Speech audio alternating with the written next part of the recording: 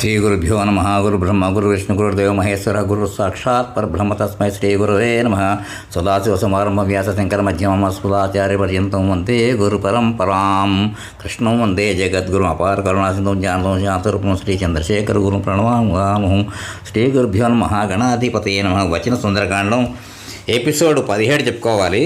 16లో ఏం చెప్పుకున్నామంటే, వాయుసులో అయిన హనుమతు సీతాదేవి కన్నీరుగాచు పలికిన జాలిగొలుపు వచనములను విని ఇట్లు నుడివేను. అక్కడ అంటే ఎపిసోడ్ 16 అయింది. ఇప్పుడు 17 చెప్పుకోవాలి. శ్రీరామునకు నీ ఎడబాటు వలన కలిగిన దుఃఖముచే ఎల్లవేళలా నిన్నే తలంచుకొనొచ్చు ఇతర విషయములు అన్నింటి యందు విముఖుడై ఉన్నాడు. దీనిని ఒట్టు పెట్టుకుని చెప్పుతూ ఉన్నాను. దుఃఖమగ్నుడైన రాముని చూచి లక్ష్మణస్వామి పడుతున్న పరితాపమునకు మేరయే లేకున్నది.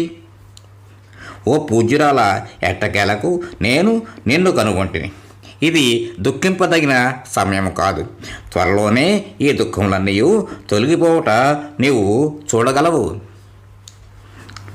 ప్రభు అయిన శ్రీరామునకు, మహాబలశాలి అయిన లక్ష్మణస్వామికి, తేజస్వి అయిన సుగ్రీవునకు, సముద్ర తీరమునకు చేరి ఉన్న వానర యోధులకు నీవు ఇయ్యదలుచుకున్న సందేశము తెలుపుము. అప్పుడు సీతాదేవి ఆ వానర శ్రేష్ఠునితో ఇట్లనెను. శ్రీరామును కుశలమును అడిగినట్లు తెలిపి ఆయనకు నా ప్రణామములను అర్పింపు. మా యోగక్షేమములను అన్ని విధముల మా అత్తమామలు మా కళలన్నీ లోపమును కనపడకుండానట్లు తానే చూసుకుంటున్న లక్ష్మణుని క్షేమ సమాచారములను అడిగినట్లు నా మాటగా తెలుపుము. సర్వసమర్థుడైన లక్ష్మణుడు నా దుఃఖములను రూపుమాపుటకును శ్రీరాముడు నన్ను ఈ చెర నుండి విడిపించుటకును నీవే పూనుకము. ఈ కార్యనిర్వహణమునకు నీవే దక్షుడవు. మహావీరుడును నా స్వామియును అయిన శ్రీరామునకు పదే పదే ఈ విషయమును నొక్కి చెప్పుము. క్రూరకర్ముడైన రావణుడు నన్ను వంచనతో అపహరించి నిర్బంధంలో ఉంచినాడు. అట్టినను ఓ మహావీర, పాతాళము నుండి ఇంద్రుని ఐశ్వర్యమును విష్ణువు కాపాడినట్లు నన్ను రక్షించుటకు నీవే సమర్థుడవు. అనంతరము సీతాదేవి తన కొంగుముడి విప్పి అందున్న శుభప్రదమైన దివ్య చూడామణిని తీసి దీనిని శ్రీరామునికి సమర్పింపము అని పలుకుతూ హనుమంతునకు ఇచ్చెను. అప్పుడు వీరుడైన హనుమంతుడు అత్యుత్తమమైన ఆ చూడామణిని మణి శిరోభూషణమును గ్రహించెను. అది భుజమున ఇమ్మడదు కావున దాన్ని తన చేతి వ్రేలియందు భద్రపరుచుకుని పిదప సీతాదేవికి నమస్కరించి ప్రదక్షిణ మొనర్చి వినమ్రుడై ప్రక్కకు చేరి నిలబడాను.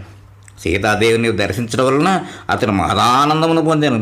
శారీరకంగా అతను ఇచ్చట్నే ఉన్నాను. అతని మనస్సు మాత్రము రాముని సన్నిధికి చేరిన. ఇంతవరకును సీతాదేవి శరమును అలంకృతమై ఉన్న అమూల్యమైన ఆ చూడమణిని ఆంజనేయుడు గ్రహించను. దాని ప్రభావమున మహావాయువుచే కంపితమై నిలదొక్కుకిన్న పర్వతములై ఇప్పటి వరకు నూగిసలాటకులోనే అతడు స్వస్థచిత్తుడు అయ్యను. తిరుగు ప్రయాణములకు సన్నద్ధుడైన శిరోభూషణులను ఇచ్చిన పిమ్మట సీతాదేవి హనుమంతునితో ఇట్లు నుడివేను. శ్రీరాముడు ఈ ఆనవాళ్ళను పూర్తిగా గుర్తింపగలడు. ఈ మణిని చూచిన వెంటనే నా తల్లిదండ్రులను దశరథ మహారాజును సంస్మరించను. అట్లే నన్ను గుర్తుకు తెచ్చుకొనగలడు. ఓ మారుతి, నడుము బిగించి నా దుఃఖం తొలగించుటకు పూనుకొనుము అని పలికిన పిమ్మట ఆ మారుతి అట్లే చేయుదును అని ప్రతిజ్ఞ చేసి వైదేహికి శిరసా ప్రణమిల్లి వెళ్ళటకు ఉపక్రమించాను.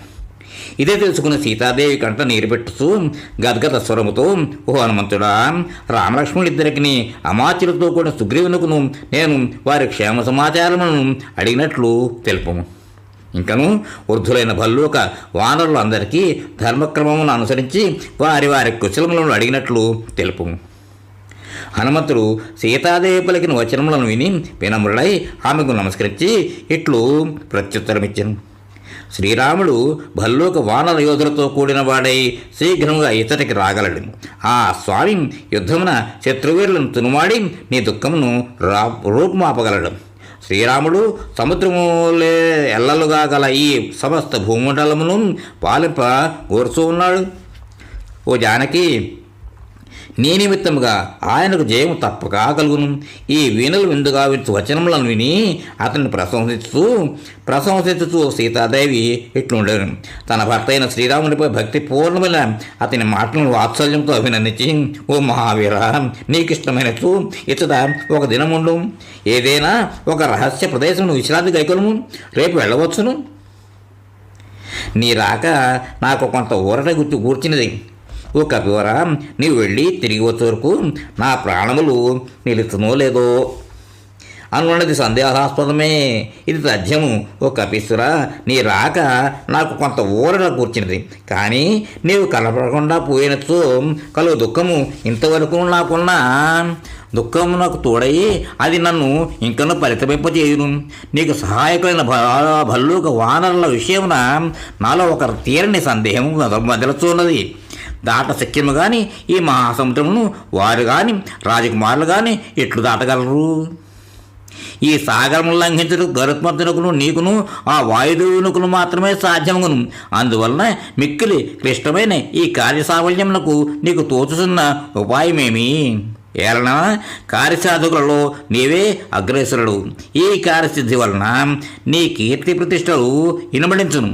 శ్రీరాముడు యుద్ధమునందు రావణుని అతని సైన్యములను జయించి నన్ను గ్రహించి జయపతాకములతో తన పురములు కొంట అయోధ్యకు వెళ్ళినచో అది నాకు శోభను చేకూర్చును. తన యొక్క నిరుపమాన పరాక్రమములకు తగినట్లుగా కార్యసాధన విధానమును రూపొందించుము.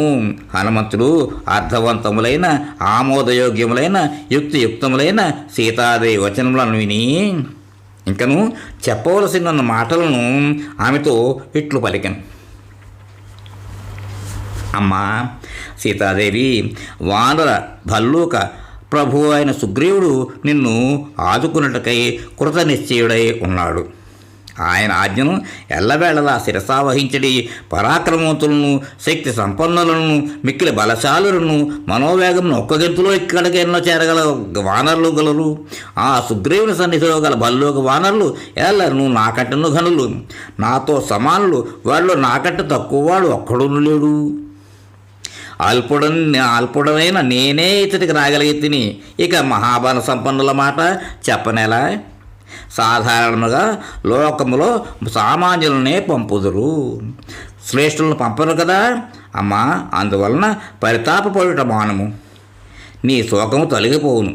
వీరులు మహాపురుషులు అయిన రామలక్ష్మణులు నా వీపును అధిష్ఠించి వచ్చి లంకానగరమును తమ శరములచే ధ్వంసం చేసేదరు. ఓ సీతాదేవి, రఘువంశంలోకి ఆనందదాయకుడైన రాఘవుడు సపరివారముగా రావణుని హతమార్చి నిన్ను తీసుకుని తన అయోధ్య నగరమునకు చేరగలడు. అందువలన అమ్మా ఊరటెలుము. నీకు శుభమగుగాక. నీవు తగిన సమయమునకై వేచి ఉండుము. జ్వాలలతో వెలుగుతున్న అగ్నివలి తేజరిల్లు శ్రీరామచంద్రుని త్వరలోనే నీవు దర్శింపగలవు. వాయుసుతుడైన హనుమంతుడు ఈ విధముగా వైదేహిని ఓదార్చి బయలుదేరబోచు ఆమెతో మరలా ఇట్లు వచించెను. శత్రువులను పరిమార్చుటకు కృతనిశ్చయుడైన రాముని, ధనుర్ధారి అయిన లక్ష్మణుని త్వరలోనే లంకానగరమున ప్రవేశించుచుండగా నీవు చూడగలవు. ఓ సీతాదేవి, ఇంకా ఏడవలదు. నీ మనస్సుకు శోకముచే వ్యాకులపాట్లు చెందకుండుగాక. రాక్షసుల సమూహంతో నిండి అతి భయంకరమైన ఈ ప్రదేశమునందు నీవింకా ఎంతో కాలము ఉండవలసిన పని లేదు. నీ స్వామి అతి త్వరలోనే ఇతడికి వచ్చేయును. నేను వెళ్ళి శ్రీరామునితో కలిసి వచ్చేట వరకు ఓపిక పట్టుము. రావణుడు సపరివారముగా హతుడవుట నీవు తప్పగా చూడగలవు. సీతాదేవి ఆ వాయుసుని మాటలు విని ఇట్లు పలికెను. ఓ వానరోత్తమ, ప్రియభాషివైన నిన్ను చూచి నేను మిక్కిలి సంతోషించుతున్నాను. శ్రీరాములకు వాయస్ కథను చెప్పి ఇంకను ఒకనాడు నా నుదుటి తిలకము చెరదరగా నీవు మణిశిల గంధ తిలకమును నుదుటిపై ఉంచుటకు మారుగా నా చెక్కిలిపై దిద్దుతివి. ఆ విషయమును జ్ఞప్తికి తెచ్చుకును. ఓ సత్పురుష, ఈ దివ్య చూడమని నేను ఇంతవరకును కాపాడుకుని వచ్చింది. ఈ దుఃఖ సమయమును కూడా దీన్ని చూచినప్పుడల్లా నిన్నే దర్శించినట్లు సంతోషపడుతుంటుంది. రత్నాకరం నందు పుట్టి మిలమిలలాడుతూ నీ చూడమని నీకు నీ చూడమని సముద్రుడు వరుణునికి ఇయ్యగా అతడు జనకునికి ఇచ్చెను. ఆ జనక మహారాజు ఆ మణిని తన భార్య ద్వారా దశరథుని సమక్షమున సీతాదేవికి ఆమె వివాహకాల సమయమున ఇచ్చెను. శోకమగ్ననైన నేను అంటే ఇది లేకుండా ఇక మీదట జీవించి ఉండదాలను. ఓ చిత్రసంహారక, ఒక నెల వరకు మాత్రమే నా ప్రాణములను నిలుపుకుని ఉందును. ఓ రాజకుమారా, నీవు రానితో అటుపైన నా ప్రాణములు నిలువవు. హనుమంతుడు సీతాదేవి కన్నీరు కాచుతూ పలికిన దీన వచనములను విని పిమ్మట ఇట్లు నడివాను. ఓ సీతాదేవి, శ్రీరాముడు నీ శోకంలో మునిగి సుఖభోగములకు విముఖుడైన ఉన్నాడు. ఇది సత్యము అని శబ్దపూర్వకంగా తెలుపుతున్నాను. శ్రీరాముడు చూచి లక్ష్మణుడును మిక్కిలి పరితపించుతున్నాడు. ఓ భామిని, ఎట్టకేలకు నీవు నాకు కనపడితివి. ఇది శోకింపవలసిన సమయము కాదు. ఓ పూజ్యురాల, శ్రీరామునికి సంతోషము కూర్చున్నట్టే ఆయన గుర్తింపగలిగిన ఏదైనా మరొక ఆనవాలనిము అని అనగానే సీతాదేవి, ఓ వీరుడా, నేను ఇదివరకే ఉత్తమమైన నా చూడమని ఆనవాలుగా ఇచ్చి ఉన్నాను. దీన్ని చూచిన పిమ్మట శ్రీరాముడు నీ మాటను పూర్తిగా విశ్వసించును అని పలికాను. అప్పుడు వానరోత్తముడు సీతాదేవి ఆ జానకి కన్నులలో అశ్రుడు నిండగా గద్గద స్వరముతో దీనముగా ఇట్లు నడివాను. ఓ హనుమంతుడా, ఆ రామలక్ష్మణులను అమాచులతో కూడిన సుగ్రీవుని ఇతరులందరినీ కుశల ప్రశ్నలతో అడిగినట్లు తెలుపు. ఆజానుబాహుడైన శ్రీరామచంద్రుడు నన్ను ఈ దుఃఖ సాగరం నుండి గట్టెక్కించుటకు తగిన సమయమును నీవే ఆలోచింపు.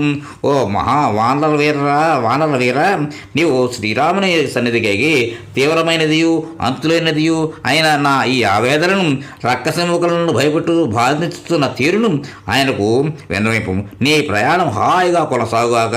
ఆ హనుమంతుడు రాజకుమారి అయిన సీతాదేవి సందేశం అందుకొని కృతార్థుడై సంతోషంతో పొంగిపోయాను. పిమ్మట అతడు మిగిలిన కొద్ది కార్యమును గురించి ఆలోచించి ఉత్తర దిశగా వెళ్ళుటకు సంకల్పించుకుని ఆ వానరోత్తముడు కొంత దొవ్వెరిగి ఇట్లు ఆలోచింపసాగాను. ఇక్కడితో ఎపిసోడ్ విరామం ఇద్దాం, తర్వాత కంటిన్యూ చేద్దాం. స్వస్తి.